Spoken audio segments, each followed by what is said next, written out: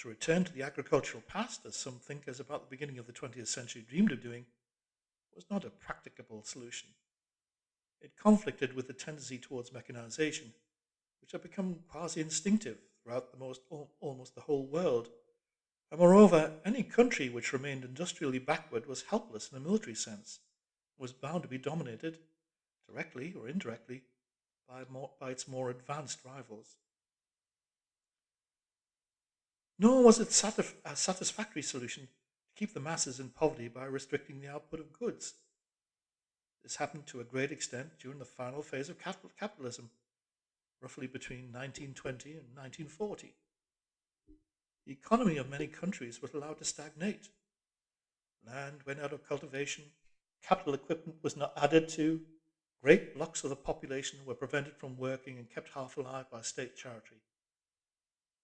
But this too entailed military weakness, and since the privations it inflicted were obviously unnecessary, it made opposition inevitable.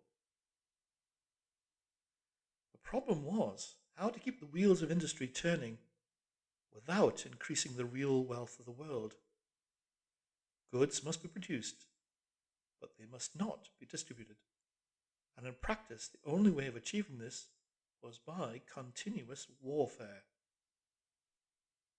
The essential act of war is destruction, not necessarily of human lives, but of the products of human labor. War is a way of shattering to pieces, or pouring into the stratosphere, or sinking in the depths of the sea, materials which might otherwise be used to make the masses more comfortable, and hence in the long run too intelligent. Even when the weapons of war were not actually destroyed, their manufacture is still a convenient way of expending labor power without producing anything that can be consumed. A floating fortress, for example, has locked up in it the labor that would build several hundred cargo ships.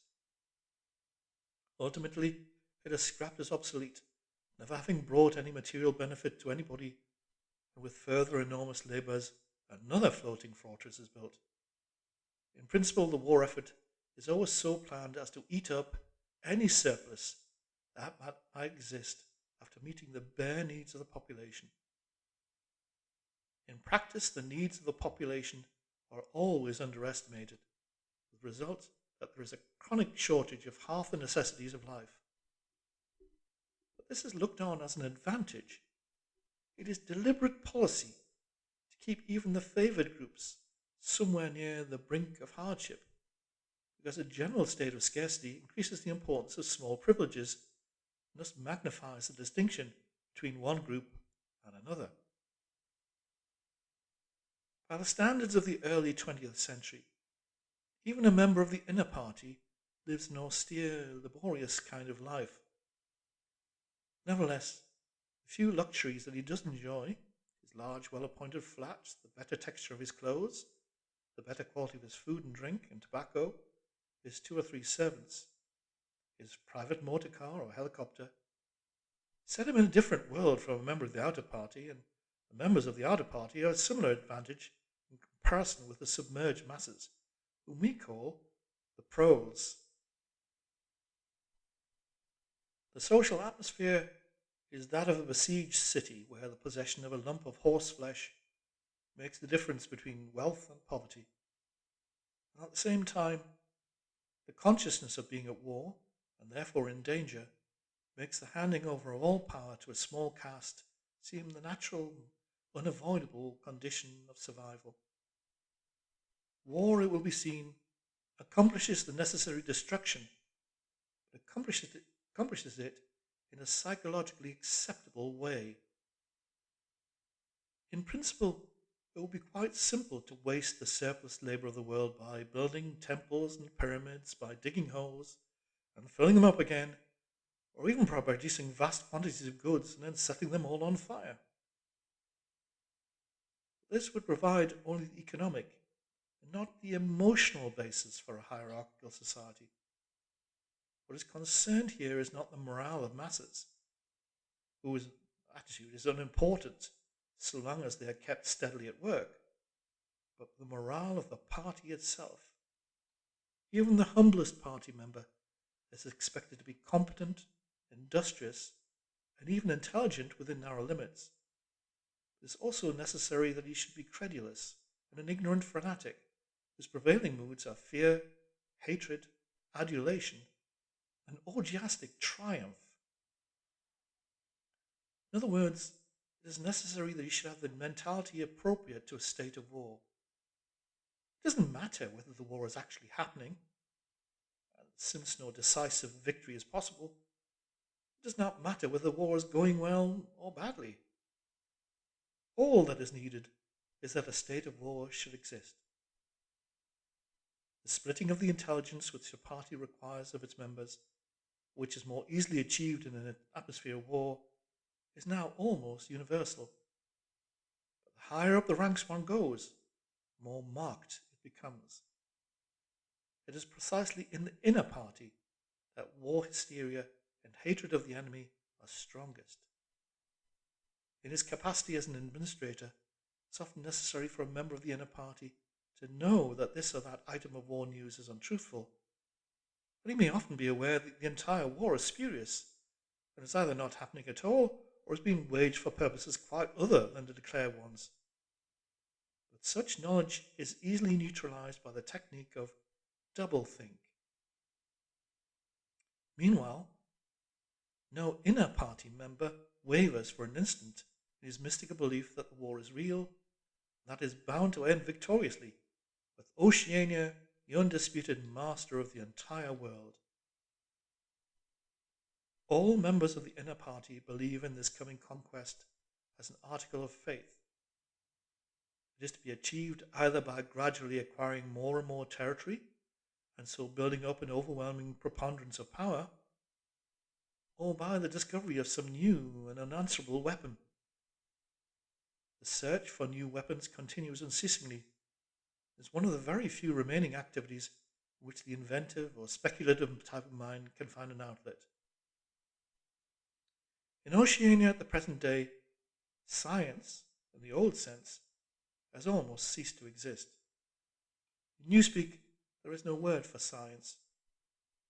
The empirical method of thought, on which all scientific achievements of the past were founded, is opposed to the most fundamental principles of ingsoc.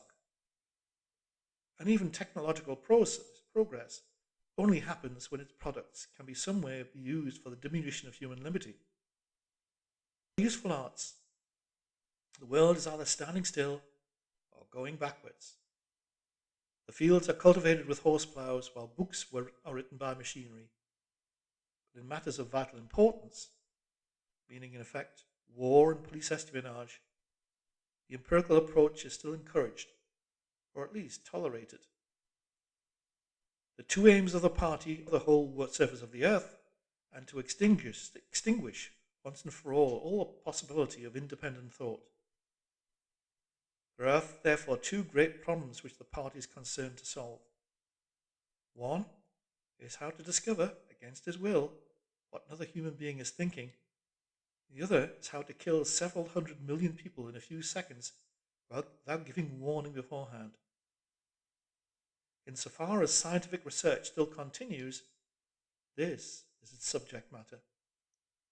The scientist of today is either a mixture of psychologist and inquisitor, studying with real, ordinary minuteness the meaning of facial expressions, gestures, and tones of voice, and testing the truth-producing effects of drugs, shock therapy, hypnosis, and physical torture.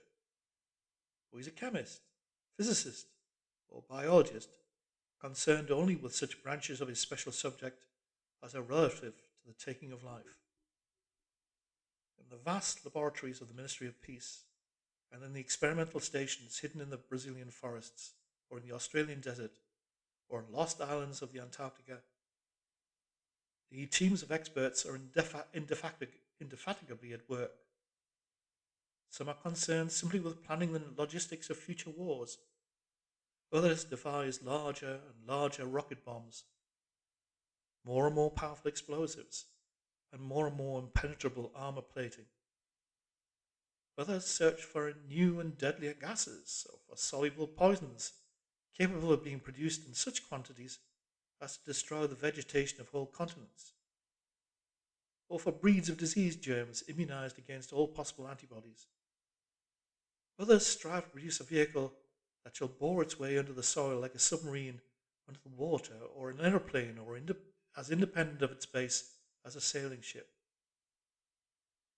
Others explore even remoter possibilities, such as focusing the sun's rays through lenses suspended thousands of kilometers away in space, or producing artificial earthquakes and tidal waves by tapping the heat at the Earth's core. But none of these projects ever comes anywhere near realization, and none of the three superstates ever gains a significant lead on the others. What is more remarkable is that all three powers already possess, in the atomic bomb, a weapon far more powerful than any that their present researchers are likely to discover. Although the party, according to its habit, claims the invention for itself, atomic bombs first appeared as early as the 1940s and were first used on a large scale about 10 years later. At that time, some hundreds of bombs were dropped on industrial centers, chiefly in European Russia, Western Europe, and North America. The effect was to convince the ruling groups of all countries that a few more atomic bombs would mean the end of organized society and hence of their own power. Thereafter, although no formal agreement was ever made or hinted at, no more bombs were dropped. All three powers merely continued to produce atomic bombs and store them up against the decisive opportunity for which they will all believe will come sooner or later. And meanwhile, the art of war has remained almost stationary for 30 or 40 years. Helicopters are more used than they were formerly. Bombing planes have been largely superseded by self-propelled projectiles, and the fragile, movable battleship has given way to the almost unsinkable floating fortress. But otherwise, there's been little development. The tank, the submarine, the torpedo, the machine gun, even the rifle and the hand grenade are still in use. And in spite of the endless slaughters reported in the press and on the telescreens, the desperate battles of earlier wars, in which hundreds of thousands or even millions of men were often killed in a few weeks, have never been repeated. None of the three superstates any attempts at any maneuver which involves the risk of serious defeat. When any large operation is undertaken, it's usually a surprise against an ally. The strategy that all three powers are following, or pretend to themselves that they are following, is the same. The plan is, by a combination of fighting, bargaining, and well-timed strokes of treachery, to acquire a ring of bases completely encircling one or other of the rival states, and then to sign a pact of friendship with that rival and remain on peaceful terms for so many years as to lull suspicion to sleep. During this time, rockets loaded with atomic bombs can be assembled at all the strategic spots. Finally, they will all be fired simultaneously, with effects so devastating as to make retaliation impossible. It will then be time to sign a pact of friendship with the remaining world power in preparation for another attack. This scheme, it's hardly necessary to say, is a mere daydream, impossible of realization.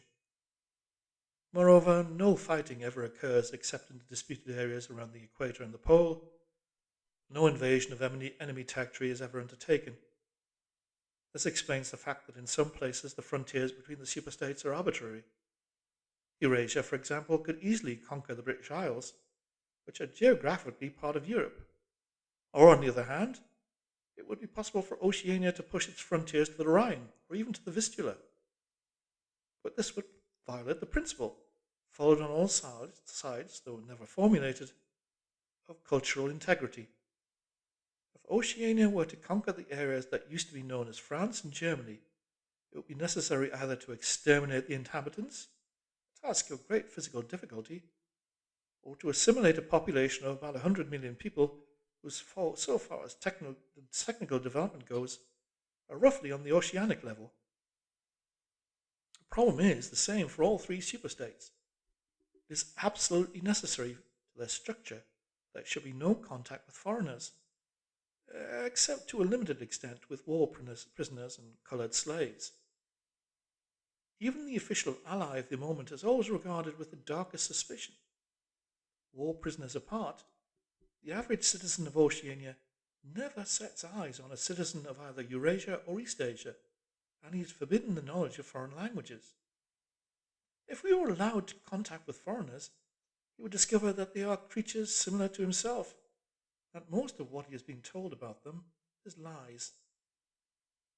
The sealed world in which he lives would be broken, and the fear, hatred, and self righteousness on which his morale depends might evaporate. It is therefore realized on all sides that however often Persia, or Egypt, or Java, or Ceylon may change hands, the main frontiers must never be crossed by anything except bombs. Under this lies a fact never mentioned aloud, but tacitly understood and acted upon, namely that the conditions of life in all three superstates are very much the same. In Oceania, the prevailing philosophy is called Ingsoc. In Eurasia, it is called Neo-Bolshevism, and in East Asia, it is called by a Chinese name, usually translated as death worship, perhaps better rendered as obliteration of the self. The citizens of Oceania are not allowed to know anything of the tenets of the other two philosophies. He is taught to execrate them as barbarous outrages upon morality and common sense. Actually, the three philosophies are barely distinguishable, and the social systems which they support are not distinguishable at all. Everywhere there is the same pyramidal structure, the same worship of a semi-divine leader, the same economy existing by and for continuous warfare. It follows that the three superstates not only cannot conquer one another, but will gain no advantage by doing so. On the contrary, so long as they remain in conflict, they prop one another up, like three sheaves of corn. And as usual, the ruling groups of all three powers are simultaneously aware and unaware of what they are doing. Their lives are dedicated to world conquest, but they also know that it is necessary that the war should continue everlastingly and without victory. Meanwhile, the fact that there is no danger of conquest makes possible the denial of reality, which is the special feature of Ingsoc and its rival systems of thought. Here it's necessary to repeat what has been said earlier, that by becoming continuous, war has fundamentally changed its character. In the past ages, a war, almost by definition, was something that sooner or later came to an end, usually in an unmistakable victory or defeat. In the past also, war was one of the main instruments by which human societies were kept in touch with physical reality. All rulers in all ages have tried to impose a false view of the world upon their followers, but they couldn't afford to encourage any illusion that tended to impair military efficiency. So long as defeat meant the loss of independence or some other result generally held to be undesirable, precautions against defeat had to be serious. Physical facts could not be ignored. In philosophy or religion or ethics or politics, 2 and 2 might make 5, but when one was designing a gun or an aeroplane, they had to make 4. Inefficient nations were always conquered sooner or later, and the struggle for efficiency was an inimical to illusions. Moreover, to be efficient, it was necessary to be able to learn from the past, which meant having a fairly accurate idea of what had happened in the past. Newspapers and history books were, of course, always coloured and biased, but falsification of the kind that is practiced today would have been improbable. War was a sure safeguard of sanity, and so far as the ruling classes were concerned, it was probably the most important of all safeguards. While wars could be won or lost, no ruling class could be completely irresponsible. But when war becomes literally continuous, it also ceases to be dangerous. When war is continuous, there is no such thing as military necessity. Technical progress can cease, and the most palpable facts can be denied or disregarded. As we've seen, researches that could be called scientific are still carried out for the purposes of war.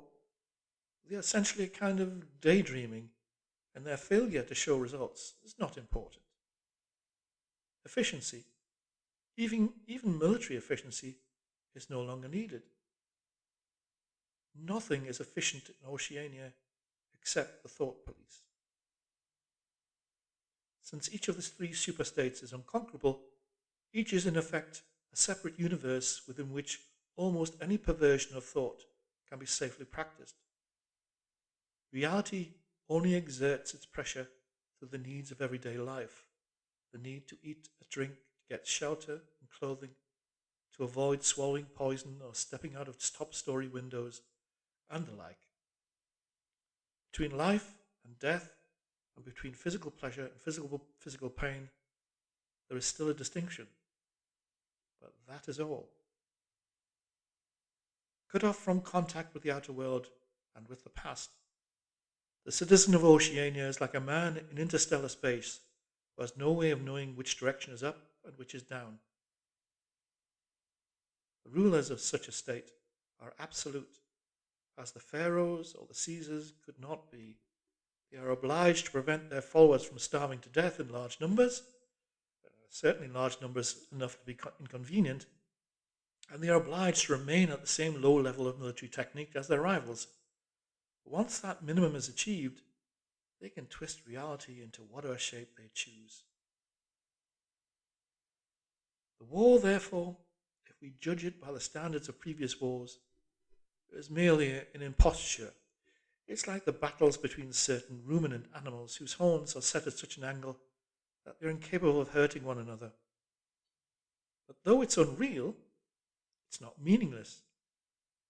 It eats up the surplus of inconsumable goods, and it helps to preserve the special mental atmosphere that a hierarchical society needs. War, it will be seen, is now a purely internal affair.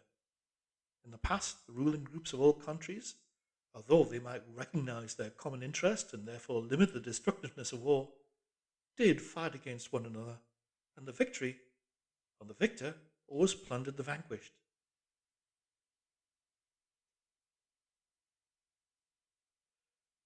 In our own day, they are not fighting against one another at all. The war is waged by each ruling group against its own subjects, and the object of war is not to make or prevent conquests of territory, but to keep the structure of society intact. The very word war, therefore, has become misleading. It would probably be accurate to say that becoming continuous, war had ceased to exist.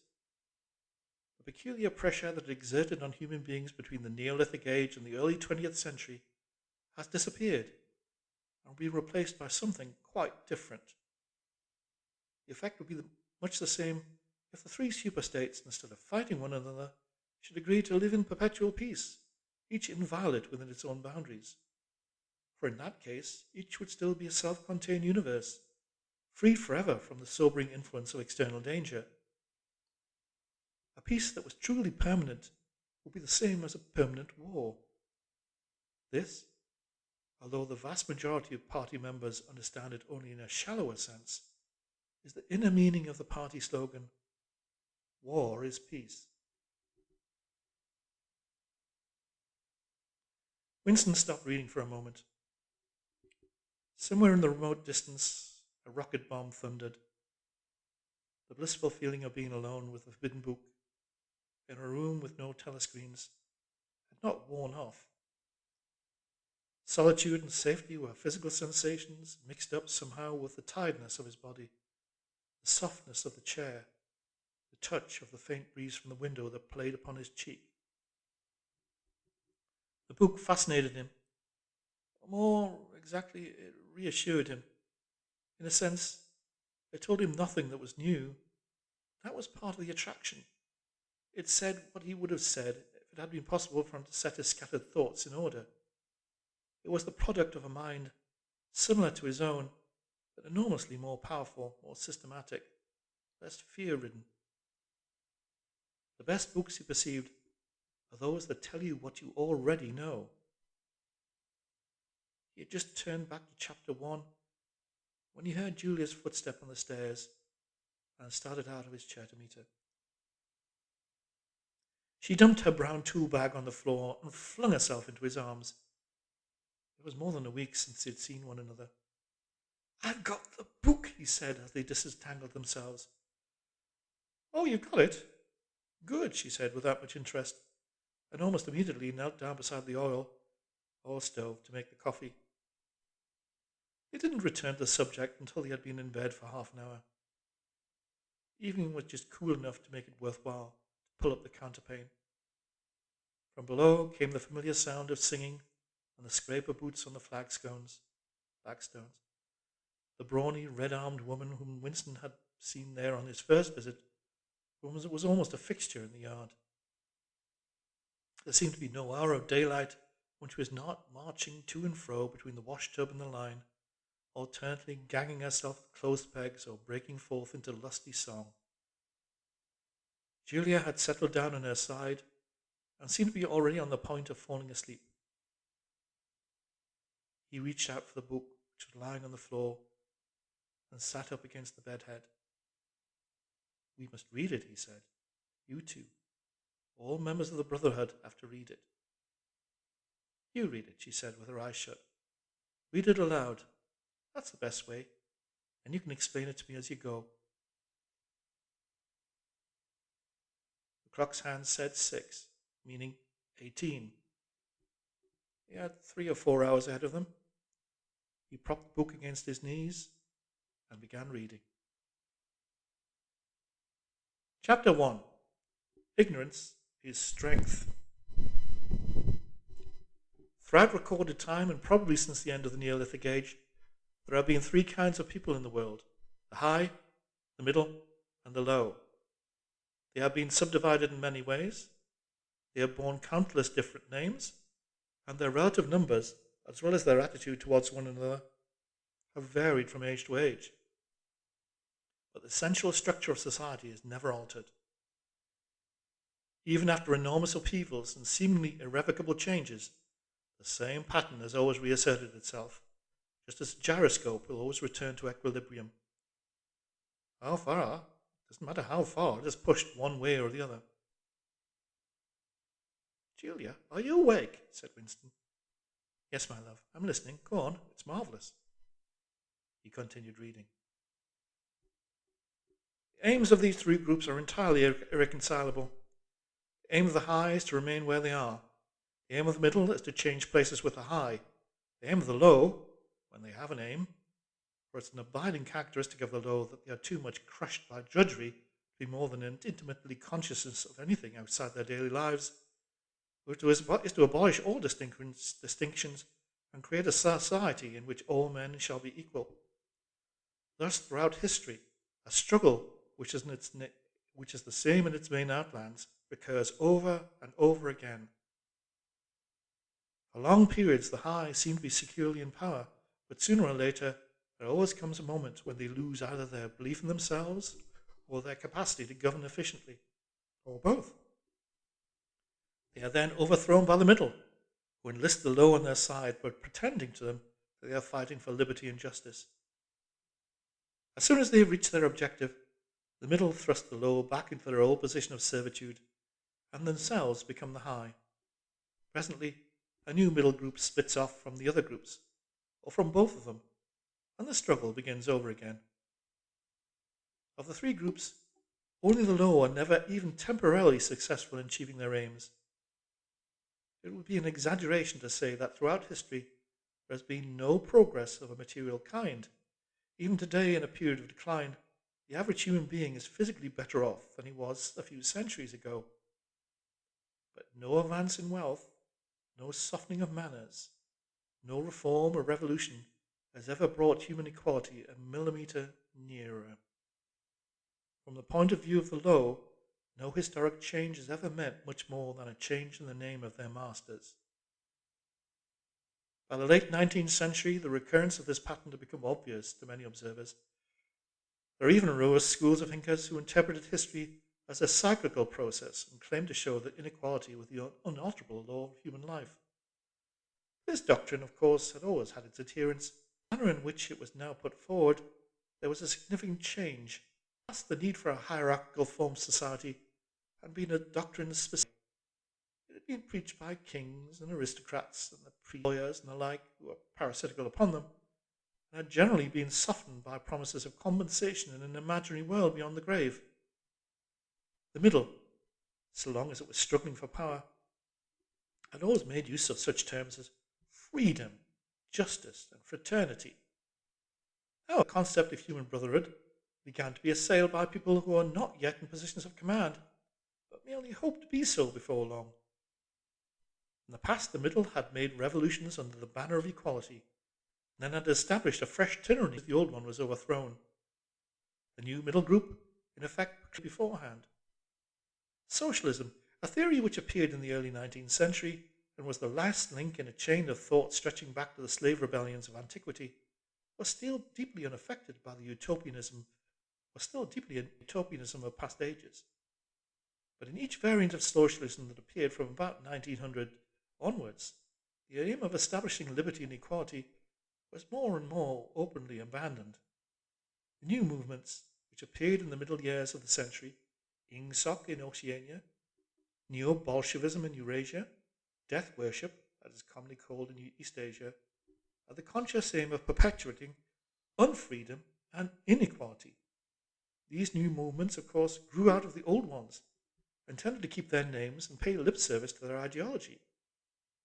The purpose of all of them was to arrest progress and freeze history at a chosen moment. The familiar pendulum swing was to happen once more and then stop. As usual, the high were to be turned out by the middle, would then become the high, but this time, by conscious strategy, the high would be able to maintain their position permanently. The new doctrines arose partly because of the accumulation of historical knowledge and the growth of the historical sense, which had hardly existed before the 19th century. The cyclic movement of history was now intelligible, or appeared to be so, and if it was intelligible, then it was alterable.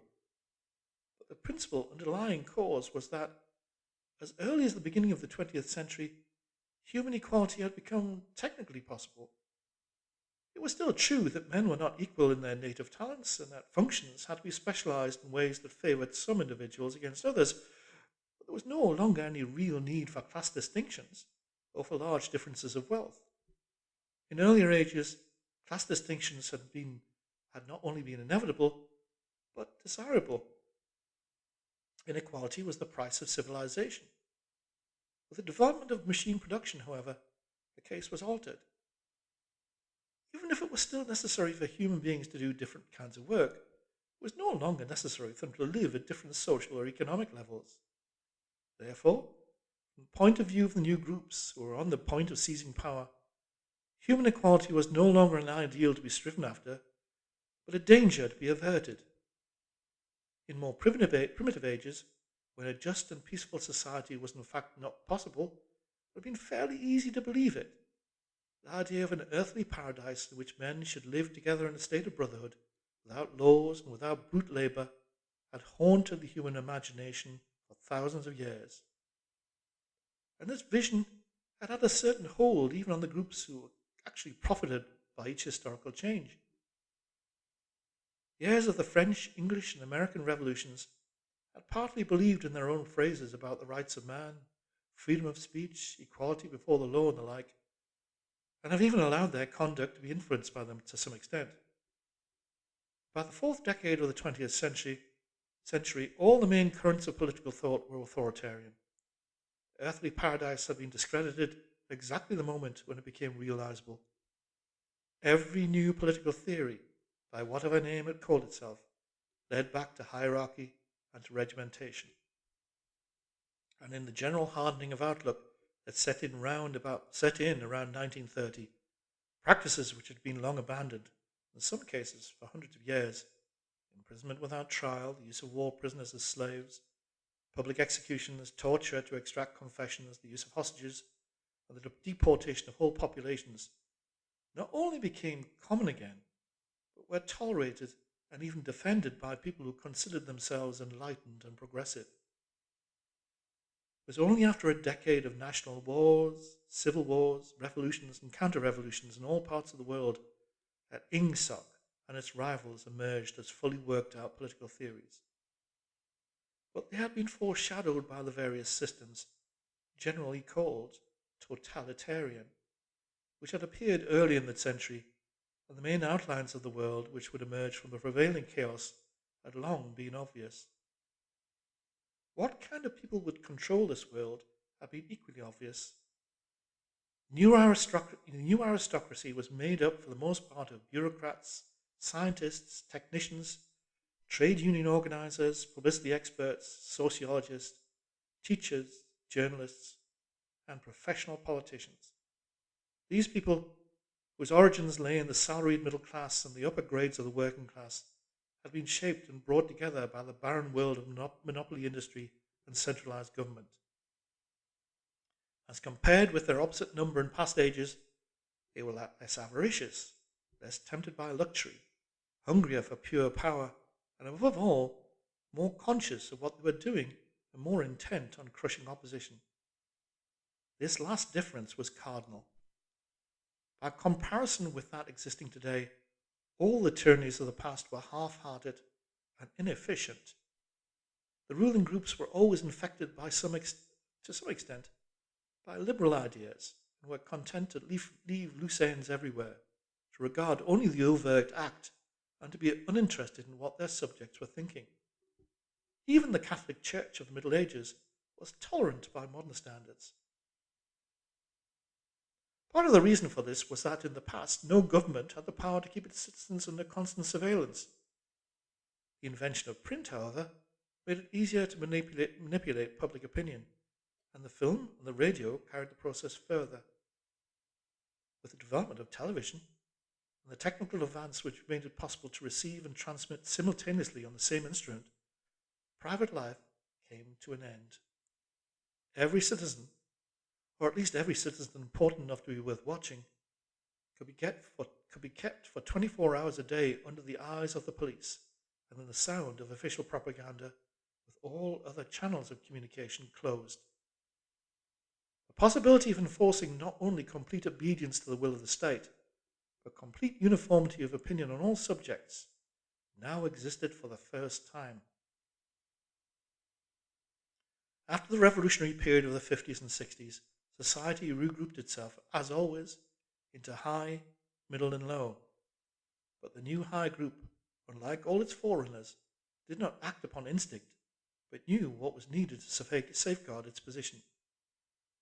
It had long been realized that the only secure basis for oligarchy is collectivism. Wealth and privilege are most easily defended when they are possessed jointly. The so-called abolition of private property, which took place in the middle years of the century, meant in effect the concentration of property in far fewer hands than before, but with this difference, that the new owners were a group instead of a mass of individuals. Individually, no member of the party owns anything except petty personal belongings. Collectively, the party owns everything in Oceania because it controls everything and disposes of the products as it thinks fit. In the years following the revolution, was able to step into this commanding position almost unopposed, because the whole process was represented as an act of collectivization. It had always been assumed that the capitalist class were expropriated, socialism must follow, and unquestionably the capitalists had been expropriated. Factories, mines, land, houses, transport, everything had been taken away from them, and since these things were no longer private property, it followed they must be public property.